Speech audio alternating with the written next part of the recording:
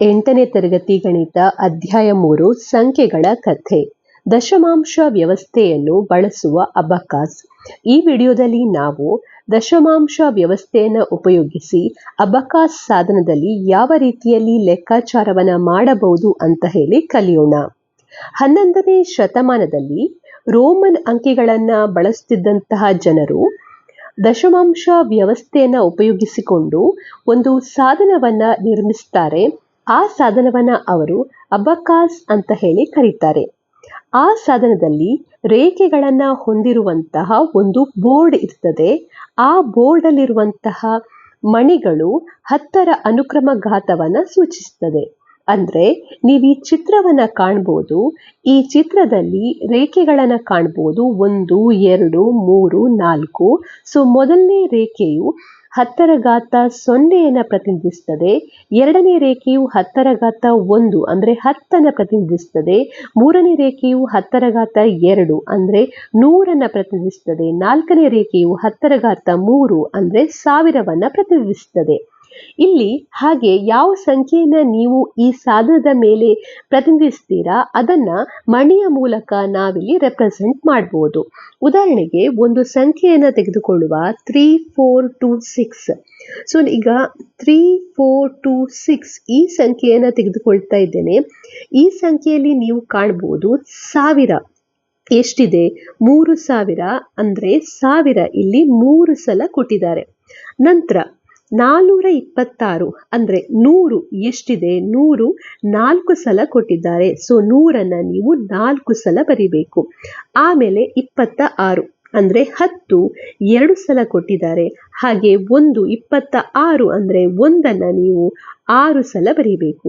ಈ ರೀತಿಯಲ್ಲಿ ಮೊದಲಿಗೆ ಈ ಸಂಖ್ಯೆಯನ್ನ ಬಿಡಿಸಿ ಬರಿಬೇಕು. ಬಿಡಿಸಿ ಬರೆದ ನಂತರ ಈ ಅಬಕಾಸ್ ಸಾಧನ ಏನಿದೆ ಅದರಲ್ಲಿ ಈ ಸಂಖ್ಯೆಗಳನ್ನ ಮಣಿಗಳ ಮೂಲಕ ಪ್ರತಿನಿಧಿಸಬೇಕು. ಸೊ ಮೊದಲನೇದಾಗಿ ಇಲ್ಲಿ 3000 ಇದೆ ಅಂದ್ರೆ 1003 ಇದೆ. ಅಂದ್ರೆ 1000ದ ಸ್ಥಾನದ ರೇಖೆ ಏನಿದೆ ಈ ರೇಖೆ, ಇದರಲ್ಲಿ ನಾವು 3 ಮಣಿಗಳನ್ನ ಜೋಡಿಸಬೇಕು. ಸೊ ಇದು 3000ವನ್ನ ಪ್ರತಿನಿಧಿಸ್ತದೆ. ಒಂದೊಂದು ಮಣಿ 1000ವನ್ನ ಪ್ರತಿನಿಧಿಸ್ತದೆ. 3 ಮಣಿಗಳು ಅಂದ್ರೆ 3000.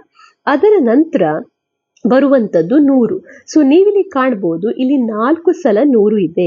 ಸೊ ಈಗ 100ನ್ನ ಪ್ರತಿನಿಧಿಸುವಂತ ಗೆರೆ ಯಾವುದು, ಈ ಗೆರೆ. ಈ ಗೆರೆಯಲ್ಲಿ 4 ಮಣಿಗಳನ್ನ ಜೋಡಿಸಬೇಕು. ಸೊ ಈ 4 ಮಣಿಗಳು 400ನ್ನ ಪ್ರತಿನಿಧಿಸ್ತದೆ. ಸೊ ಇದು 3000ವನ್ನ ಪ್ರತಿನಿಧಿಸ್ತದೆ, ಇದು 400ನ್ನ ಪ್ರತಿನಿಧಿಸ್ತದೆ. ನಂತರ ಇರುವಂತದ್ದು 26 20 ಅಂದ್ರೆ 10 2 ಸಲ ಇದೆ. ಸೊ ಈ ಮೂರನೇ ಗೆರೆ ಏನಿದೆ ಇದರಲ್ಲಿ 10ರ ಘಾತ 1 2 ಮಣಿಗಳನ್ನ ಜೋಡಿಸಿದಾಗ ನಿಮ್ಗೆ 20 ಎನ್ನುವಂತ ಉತ್ತರ ಸಿಗ್ತದೆ. ಆಮೇಲೆ ಇರುವಂತದ್ದು ಇಲ್ಲಿ 6 ಒಂದು ಸಲ 1ನ್ನ 6 ಸಲ ಕೊಟ್ಟಿದ್ದಾರೆ. ಸೊ 6 ಹೆಚ್ಚಾಗಿ ಈ ರೇಖೆಯ ಮೇಲೆ ನಾವು ಹೆಚ್ಚು ಅಂದ್ರೆ 4 ಮಣಿಗಳನ್ನ ಮಾತ್ರ ಪ್ರತಿನಿಧಿಸಬಹುದು. 4ಕ್ಕಿಂತ ಹೆಚ್ಚು ಮಣಿಗಳು ಇದ್ದಾಗ ಅದನ್ನು ನಾವು ಮಧ್ಯದಲ್ಲಿ ಪ್ರತಿನಿಧಿಸ್ತೇವೆ. ಅಂದ್ರೆ ಇಲ್ಲಿ ಈಗ 1ನ್ನ 6 ಸಲ ನೀವು ಕಾಣಬಹುದು. ಅದನ್ನ ನಾವು ಇಲ್ಲಿ 6 ಮಣಿಗಳನ್ನ ಜೋಡಿಸಿದ ಮೂಲಕ ಪ್ರತಿನಿಧಿಸುವುದಿಲ್ಲ. ಅದರ ಬದಲಿಗೆ 1ನ್ನ ಮಧ್ಯದಲ್ಲಿ ಬರೀತೇವೆ. ಇದನ್ನ 5 ಅಂತ ತೆಗೆದುಕೊಳ್ತೇವೆ. ಆಮೇಲೆ 1ನ್ನ ಇಲ್ಲಿ ಬರೆದಾಗ 5 + 1 ಅಂದ್ರೆ 6 ಅಂತ ಆಗ್ತದೆ. ಅದನ್ನು ನೀವು ಇಲ್ಲಿ ಕಾಣಬಹುದು. ಇಲ್ಲಿ ಒಂದು ಮಣಿಯು ಮಧ್ಯದಲ್ಲಿ ಜೋಡಿಸಲಾಗಿದೆ, ಇದು 5ನ್ನ ರೆಪ್ರೆಸೆಂಟ್ ಮಾಡ್ತದೆ. ಆಮೇಲೆ ಇನ್ನೊಂದು ಮಣಿಯನ್ನ ಇಲ್ಲಿ ಕೊಟ್ಟಿದ್ದಾರೆ, ಅಂದ್ರೆ 5 + 1 ಅಂತ ಹೇಳಿದ್ರೆ ಇದು 6ನ್ನ ರೆಪ್ರೆಸೆಂಟ್ ಮಾಡ್ತದೆ. ಈ ರೀತಿಯಲ್ಲಿ ನೀವು 3 4 2 6 ಎನ್ನುವಂತ ಸಂಖ್ಯೆಯನ್ನ ಈ ಅಬಕಾಸ್ನ ಮೇಲೆ ಪ್ರತಿನಿಧಿಸಬಹುದು. ಹಾಗೆ ಇಲ್ಲಿ ನಾವು ಇದನ್ನ ಯಾವ ರೀತಿಯಲ್ಲಿ ಆಡ್ ಮಾಡಲಿಕ್ಕೆ, ಸಂಕಲನ ಮಾಡಲಿಕ್ಕೆ ಉಪಯೋಗಿಸ್ತಾರೆ ಅಂತ ಹೇಳಿ ನೋಡುವ. ಸೊ ಇಲ್ಲಿ 2 ಸಂಖ್ಯೆಗಳನ್ನ ಕೊಟ್ಟಿದ್ದಾರೆ. ನಮಗೆ ಕೊಟ್ಟಿರುವಂತ ಸಂಖ್ಯೆಗಳು 2907 ಮತ್ತೆ 43. ಸೊ ಮೊದಲಿಗೆ 2907 ಅಂತ ಹೇಳಿದ್ರೆ ಅದನ್ನ ಹೇಗೆ ಬರೀತೀರಾ, ಇದರಲ್ಲಿ ನೀವು ಕಾಣಬಹುದು 1000 ಎಷ್ಟು ಸಲ ಇದೆ, 2 ಸಲ 1000 ಇದೆ. ಹಾಗೆ 100 ಇಲ್ಲಿ 9 ಸಲ ಇದೆ.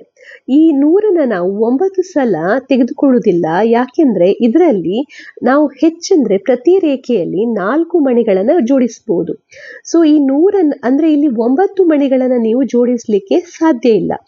4ಕ್ಕಿಂತ ಹೆಚ್ಚು ಆದಾಗ ನಾವು ಅದನ್ನ ಮಧ್ಯದಲ್ಲಿ ಜೋಡಿಸ್ತೇವೆ. ಆದ್ರಿಂದ ಇಲ್ಲಿ ಈಗ ನಾನು ಮೊದಲಿಗೆ ಬರೀತಾ ಇದ್ದೇನೆ ಆಮೇಲೆ ನಾವು ಅದನ್ನ ಹೇಗೆ ಮಾಡೋದು ಅಂತ ಹೇಳಿ ನೋಡುವ. ಸೊ 3, 4, 5, 6, 7, 8, 9 ನಂತರ ಬರುವಂಥದ್ದು 7. ಅಂದ್ರೆ ಇಲ್ಲಿ 7 1 + 1 + 1 + 1 + 1 ಹಾಗೆ +1 3, 6 + 1 7. ಇದನ್ನ ಯಾವ ರೀತಿಯಲ್ಲಿ ನೀವು ಅಬಕಸ್ನಲ್ಲಿ ಜೋಡಿಸ್ತೀರಾ?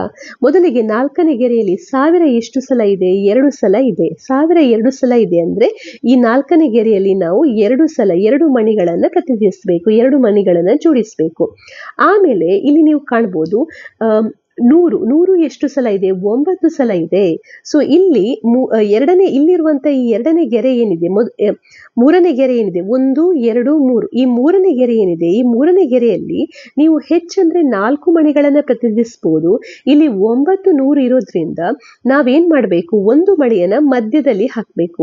ಮಧ್ಯದಲ್ಲಿ ಹಾಕಿದಾಗ ಇದು 1000, ಇದು 100, ಇದನ್ನ ನಾವು 500 ಅಂತ ತೆಗೆದುಕೊಳ್ತೇವೆ. ಸೊ ಇಲ್ಲಿ 500 ಆಗಿದೆ. ನಂತರ 100 200 300 400 500, ನಂತರ ಉಳಿದಿರುವಂತ 100 ಎಷ್ಟು? 400 ಉಳಿದಿದೆ. ಆ 4 ಮಣಿಗಳನ್ನ ಇಲ್ಲಿ ಜೋಡಿಸಿದ್ರೆ ಆಯ್ತು. ಸೊ ಈ ಸಂಖ್ಯೆ ಏನಿದೆ ಇದು 2000ವನ್ನ ಪ್ರತಿನಿಧಿಸ್ತದೆ. ಹಾಗೆ ಈ ಸಂಖ್ಯೆ ಒಟ್ಟಾಗಿ ಯಾವುದನ್ನ ಪ್ರತಿನಿಧಿಸ್ತದೆ? 900 ಪ್ರತಿನಿಧಿಸ್ತದೆ. ಆಮೇಲೆ 7ನ್ನ ಪ್ರತಿನಿಧಿಸಬೇಕು ಅಂದ್ರೆ ನಾವು ಈ ಕೊನೆಯ ಗೆರೆಯಲ್ಲಿ ಹೋಗ್ಬೇಕು. ಈ ಕೊನೆಯ ಗೆರೆಯಲ್ಲಿ ನೀವಿಲ್ಲಿ 7 ಅಂದ್ರೆ 7 ಸಲ ಮಣಿಗಳನ್ನು ಜೋಡಿಸ್ಲಿಕ್ಕೆ ಸಾಧ್ಯ ಇಲ್ಲ. ಹೆಚ್ಚಂದ್ರೆ 4 ಮಣಿಗಳನ್ನು ಜೋಡಿಸಬಹುದು. 4ಕ್ಕಿಂತ ಹೆಚ್ಚಾದಾಗ ನೀವು ಒಂದು ಮಧ್ಯದಲ್ಲಿ ಮಣಿಯನ್ನು ತೆಗೆದುಕೊಳ್ಬೇಕು. ಅಂದ್ರೆ ಇದು 5ನ್ನ ಪ್ರತಿನಿಧಿಸ್ತದೆ. ಮತ್ತೆ ಇದು 2, 5 + 2 ಅಂದ್ರೆ ಇದು 7ನ್ನ ಕೊಡ್ತದೆ. ಸೊ ಈ ರೀತಿಯಲ್ಲಿ 2907 ಅಬಕಸ್ನ ಮೂಲಕ ರೆಪ್ರೆಸೆಂಟ್ ಮಾಡಬಹುದು. ಆಮೇಲೆ ನಮಗೆ ಕೊಟ್ಟಿರುವಂತ ಇನ್ನೊಂದು ಸಂಖ್ಯೆ ಯಾವುದು? 43. ಸೊ 43 ಅಂದ್ರೆ 10ರ ರೇಖೆ ಏನಿದೆ, ಈ 10ರ ರೇಖೆಯಲ್ಲಿ 10 4 ಸಲ ಇದೆ, ಹಾಗಾಗಿ 4 ಮಣಿಗಳಿವೆ. ಹಾಗೆ 1ರ ರೇಖೆ ಏನಿದೆ, ಈ 1ರ ರೇಖೆಯಲ್ಲಿ 3 ಸಲ, ಸೊ ಅಂದ್ರೆ 3 ಮಣಿಗಳನ್ನ ನೀವು ತೆಗೆದುಕೊಳ್ಬೇಕು. ಸೊ ಇದೆರಡನ್ನ ಈಗ ನೀವು ಜೋಡಿಸಬೇಕು, ಅಂದ್ರೆ ಆಡ್ ಮಾಡಬೇಕು.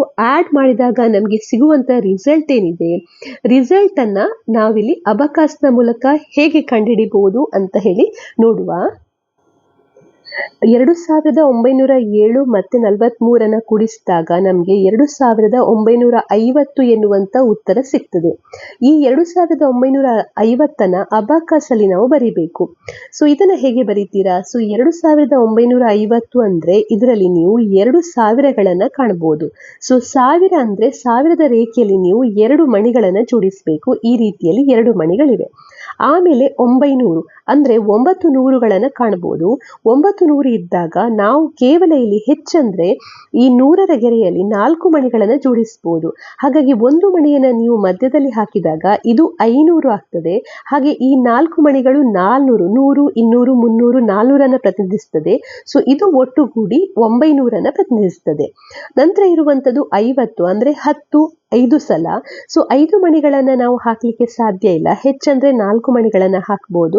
ಸೊ 4ಕ್ಕಿಂತ ಹೆಚ್ಚಾದಾಗ ಅದನ್ನ ಮಧ್ಯದಲ್ಲಿ ಸೇರಿಸಬೇಕು. ಹಾಗಾಗಿ ಇಲ್ಲಿ ಮಧ್ಯದಲ್ಲಿ ಒಂದು ಮಣಿಯನ್ನ ಕಾಣಬಹುದು. ಇದು 50ನ್ನ ಪ್ರತಿನಿಧಿಸ್ತದೆ. ಸೊ ಇಲ್ಲಿ 2000, ಸೊ 2000, 2500, 2900, 2950. ಈ ರೀತಿಯಲ್ಲಿ ನೀವು ಅಬಕಸ್ನ ಮೂಲಕ ಯಾವುದೇ ಸಂಖ್ಯೆಗಳನ್ನು ಪ್ರತಿನಿಧಿಸಬಹುದು. ಹಾಗೆ ಅಬಕಸ್ ಅನ್ನ ಕೂಡಿಸ್ಲಿಕ್ಕೆ ಕೂಡ ಉಪಯೋಗಿಸಬಹುದು.